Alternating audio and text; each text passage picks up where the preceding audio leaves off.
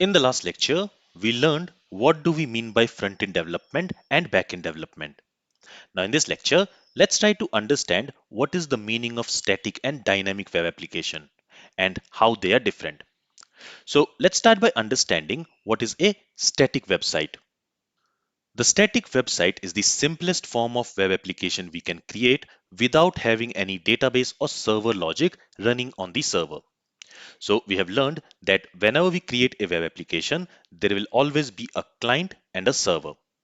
Client is what in the front of the user and server is where the application is hosted. Now, when we create a static website, we create it using core web technologies like HTML, CSS, and JavaScript. And we can also use Angular or React or Vue.js, which are front-end development frameworks or libraries to develop a front-end application. And internally, they also uses core web technologies like HTML, CSS, and JavaScript. Now, once the development of front-end web application is complete, the developer has to host it on a server. So let's say on this server, we are hosting our static web application, which is created using HTML, CSS, and JavaScript. And when this application is hosted on the server, it can be accessed by other users from anywhere in the world through internet or intranet. Now, when a user tries to access this static website from his computer using a browser, it sends a request to the server. So let's say from the browser, we are making a request to this static web application to get the content of the about page. Here, what the server will do is it will send the HTML, CSS, and JavaScript related to that about page back to the client. And now the client is going to execute that HTML, CSS, and JavaScript, and it is going to render the web page. So here, server sends HTML, CSS, and JavaScript back to the client. On the client machine, in the browser, the HTML, CSS, and JavaScript file will be executed and it will render the related web page. So in case of a static website, there is no work done on the server. The server just hosts and serves the static file to the client, and these files are executed on the client machine by the browser. And we also do not have any backend code or a database running on the server for a static website.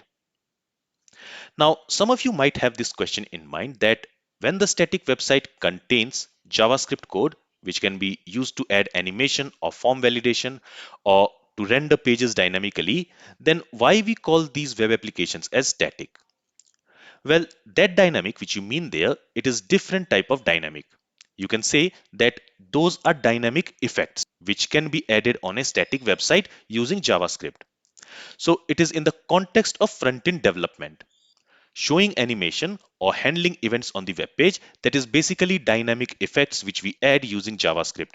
So this is a different kind of dynamic. But when we talk about dynamic web applications, there the word dynamic has nothing to do with the effects on the web page like animation or anything like that.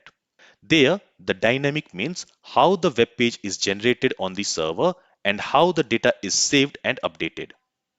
So the point to remember here is that in case of a static website, the server serves static files like HTML, CSS, JavaScript, and website images to the client. And hence, we call them as static websites. For a static website, there is no job done on the server and it also does not have a backend database. The dynamic websites are different from static websites because they are built on the server. So just like we learned in the last lecture, dynamic websites are basically the backend application created using backend stack and they are executed on the server.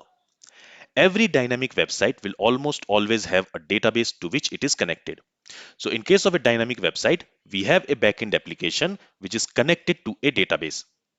This backend application can be built using backend stack like Node.js plus MongoDB or Python plus PostgreSQL database or .NET with MS SQL or PHP with MySQL. Okay, so in the last lecture, we learned that these are the backend stacks. Now, when we request a web page from the backend application from the client, let's say we have requested for user profile. In this case, backend application will receive the request. It will fetch user data from the database and using a template engine. it is going to generate a web page with the user profile data. So remember that here, the backend application, it uses a template engine to create a web page. So if you are familiar with ASP.NET, there we use template engine like Razor View engine. In case of Node.js, we can use a template engine called Pug. So this template engine is used to generate a web page with the data which the backend application has fetched from the database. So in this case, we are not serving static HTML, CSS and JavaScript. Here, we are building a web page using a predefined template which contains HTML, CSS and JavaScript. But here, it also contains the data which we have retrieved from the database. So using this template engine and the data fetched from the database, the backend application is going to create a web page and it is going to send that web page as HTML, CSS and JavaScript back to the client. So again, in the response, we are sending HTML, CSS and JavaScript, but this web page, it was built on the server with the help of template engine plus the data which was fetched from the database.